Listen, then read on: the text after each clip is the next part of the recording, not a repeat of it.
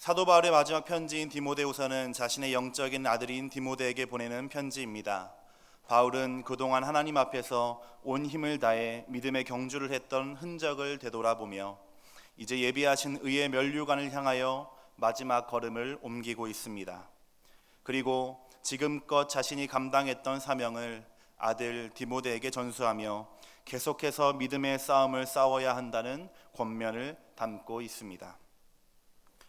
그중 2장은 우리가 잘 알고 있는 내용으로 아들 디모데에게 그리스도의 좋은 병사가 되라고 당부한 이후에 당시에 교회를 공격하며 유혹하던 거짓 교사들의 가르침을 물리치고 진리의 말씀에 굳게 서서 이를 가르치라는 조언이 이어지고 있습니다. 오늘 본문은 그중 그릇의 비유를 통해 바른 가르침, 진리 위에 굳게 서 있는 것이 얼마나 중요한지를 역설하고 있는 부분입니다. 사전에 그릇을 찾아보면 크게 두 가지 의미가 설명되어 있습니다. 하나는 음식이나 물건을 담는 기구라는 의미의 그릇입니다. 부엌 찬장에 있는 그 그릇입니다. 이 그릇의 특징은 담는 내용물에 따라 이름이 변한다는 것입니다. 가령 밥을 담으면 밥그릇이 되고 같은 그릇이라도 국을 담으면 국그릇입니다. 물이 담겨 있으면 물그릇, 물병이 되고 된장이 담겨 있으면 된장그릇, 된장독이 됩니다.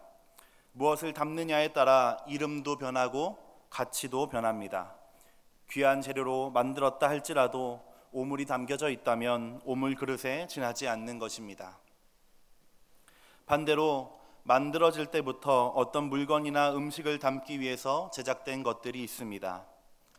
제가 김해에 와서 신기하기도 하고 재밌기도 했던 것이 음식물 쓰레기를 버리는 방법이었습니다.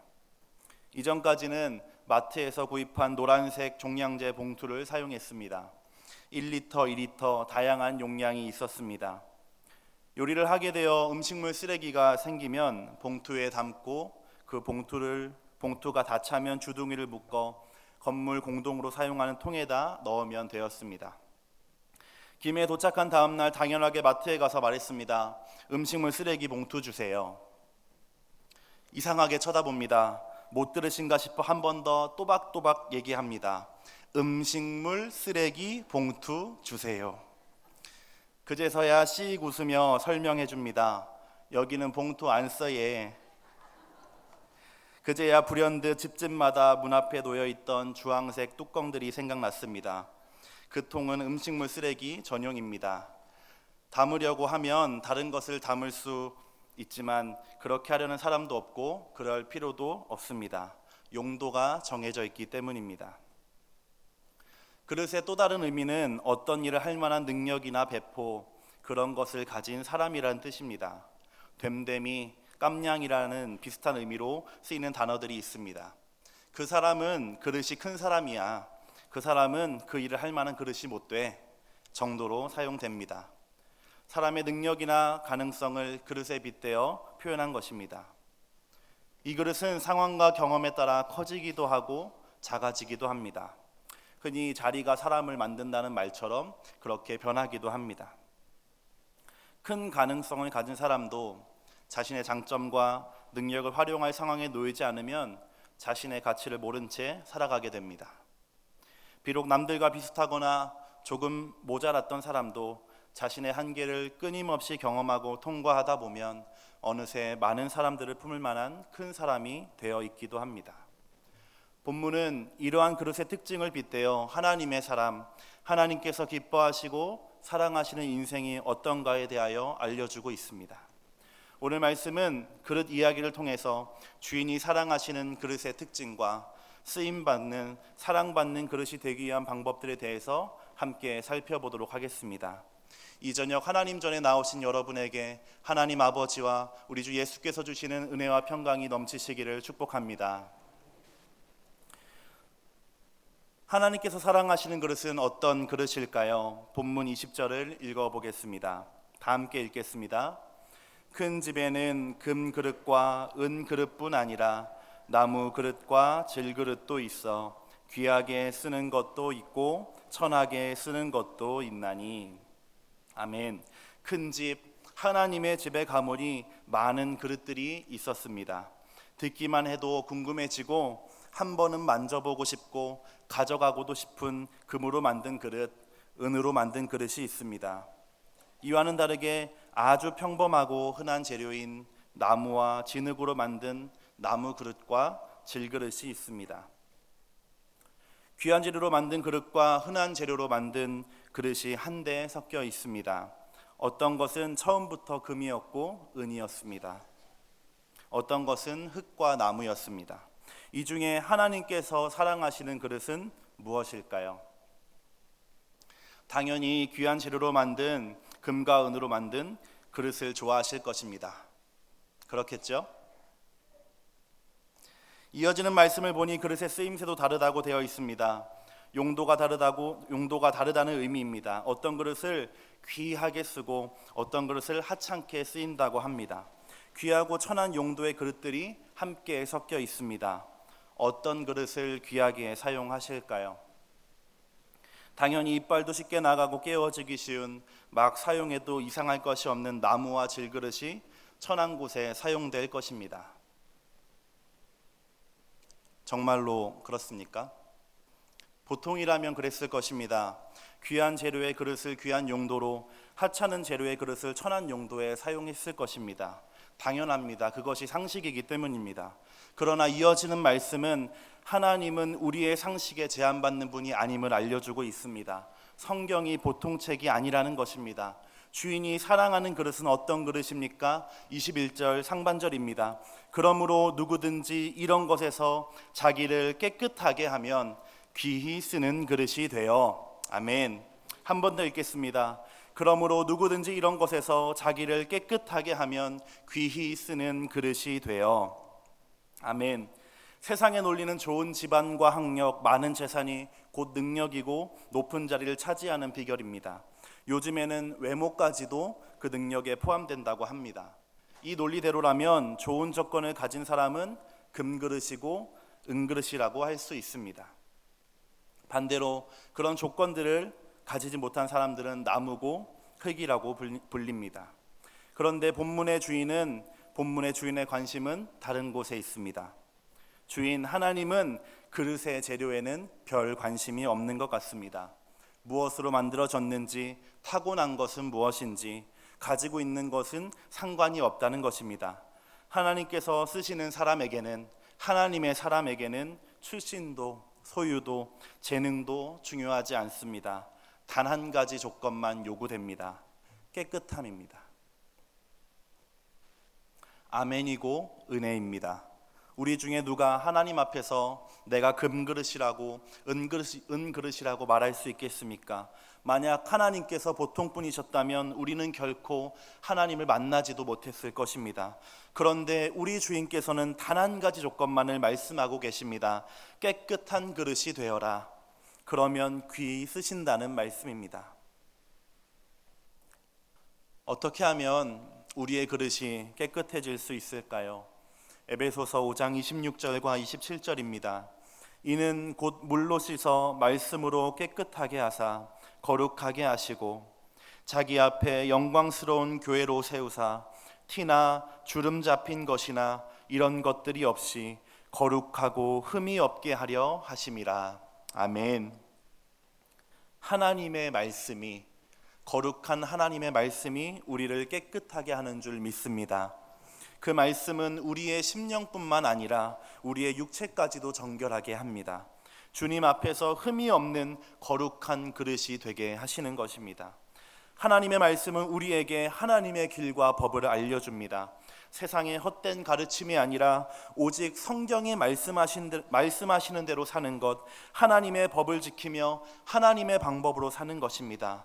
하나님께서는 이렇게 말씀으로 깨끗해진 그릇을 사랑하십니다. 활천의 성도 여러분, 주의 음성에 귀를 기울이시길 바랍니다.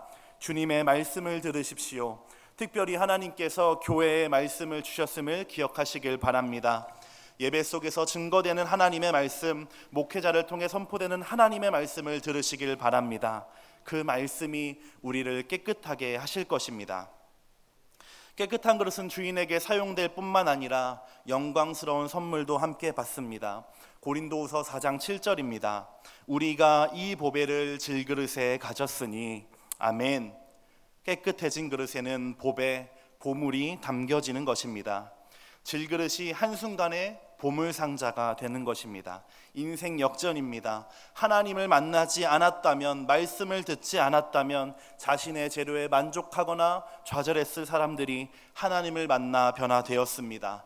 재료에 관계없이 보물을 담은 존귀한 그릇이 되었습니다. 이 보물은 무엇입니까? 예수 그리스도 십자가와 부활의 복음입니다. 아멘.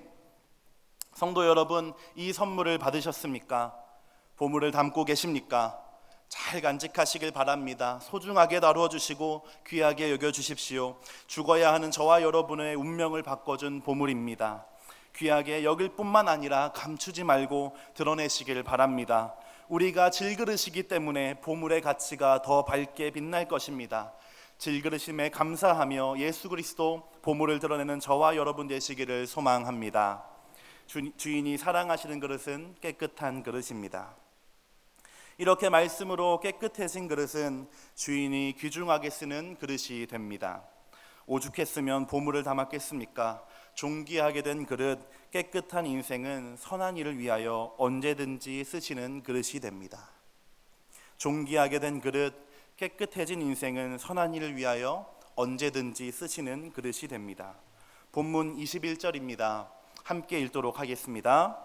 그러므로 누구든지 이런 것에서 자기를 깨끗하게 하면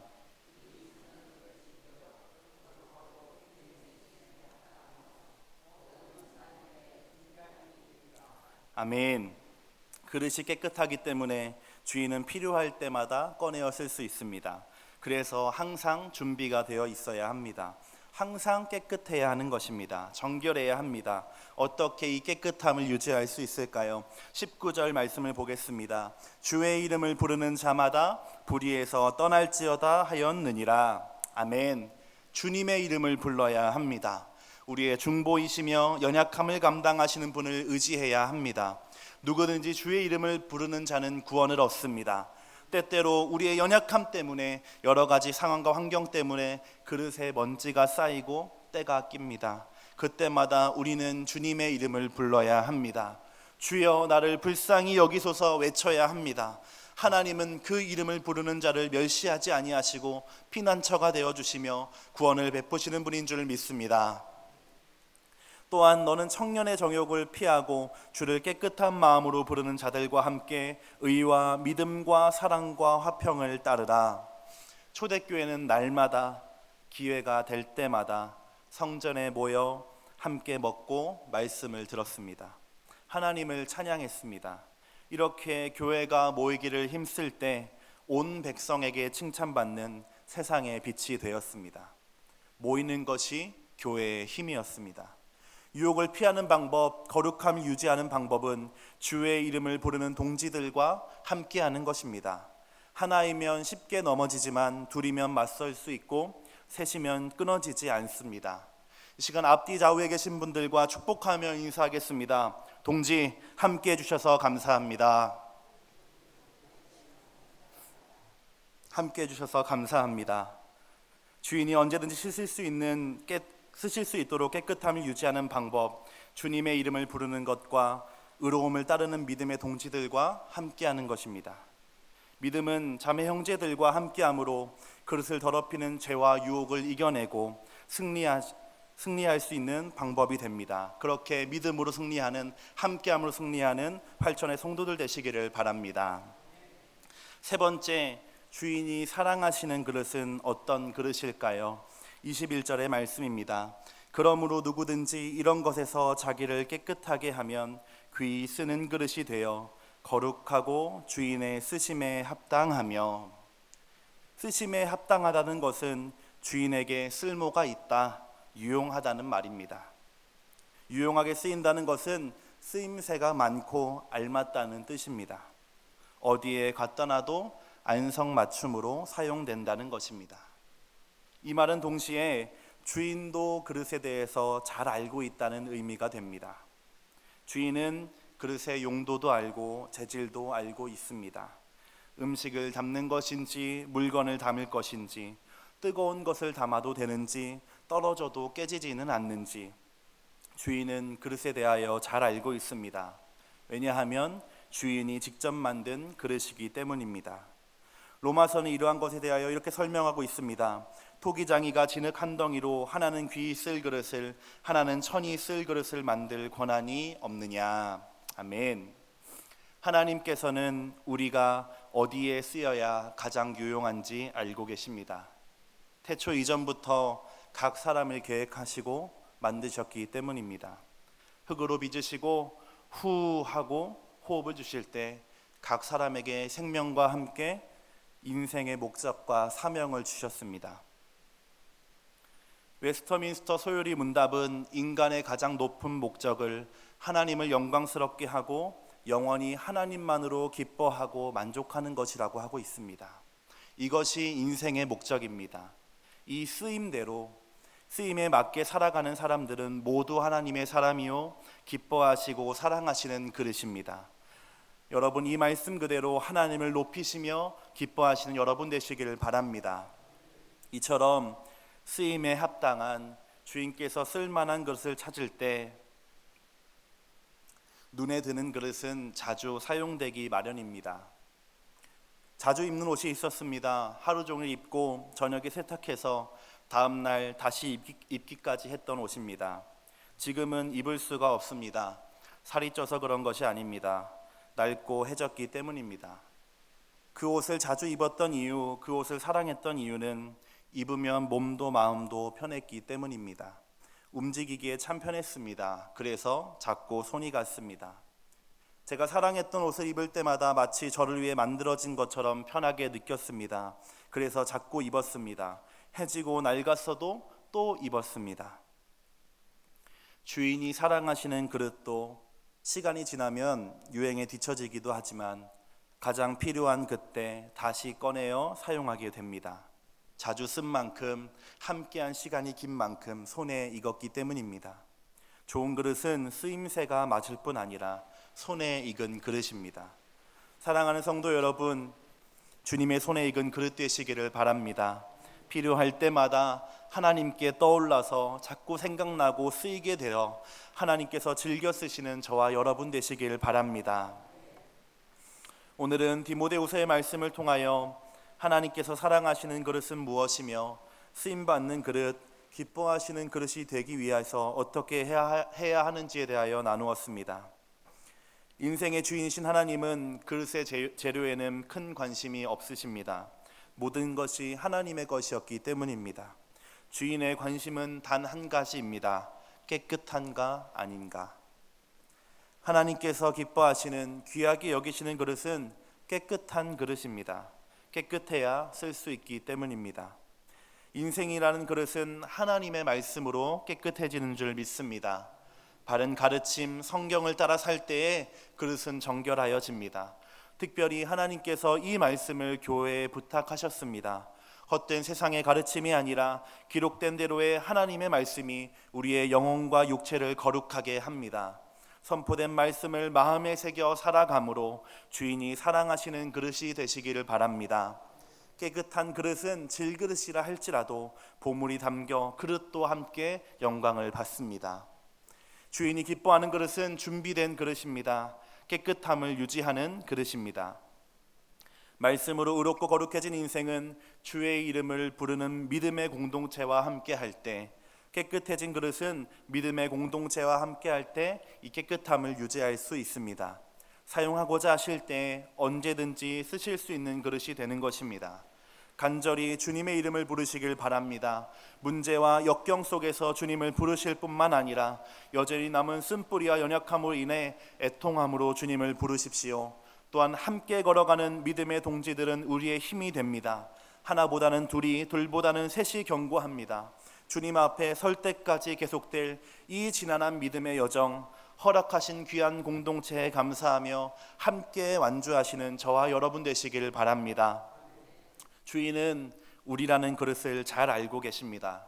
왜냐하면 직접 만드셨기 때문입니다.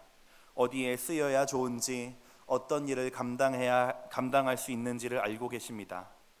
모두에게 주신 가장 큰 일, 가장 큰 사명은 하나님만을 사랑하며 섬기는 것입니다. 그 믿음과 마음이면 어디에서 무엇을 하든지 하나님의 일이 됩니다. 그렇게 매일매일 쓰임받아 하나님 손에 익은 즐겨 쓰시는 그릇 되시기를 바랍니다. 끝으로 그렇게 하나님 손에 맞게 하나님에게 즐겨 쓰임받는 그릇은 하나님이 불러 그 앞에 서게 될 때에 다 태워진 초처럼 이가 빠지고 낡아지고 금이 같지만 하나님이 사랑하시는, 하나님이 기뻐하시는, 하나님이 칭찬하시는 그릇 될 줄로 믿습니다. 사랑하고 존경하는 활천의 성도 여러분, 하나님께서 허락하신 선물로 진 믿음의 여정 끝까지 완주하심으로 하나님께 칭찬받는, 또한 사람과 세상에 칭찬받는 저와 여러분 되시기를 간절히 소망합니다.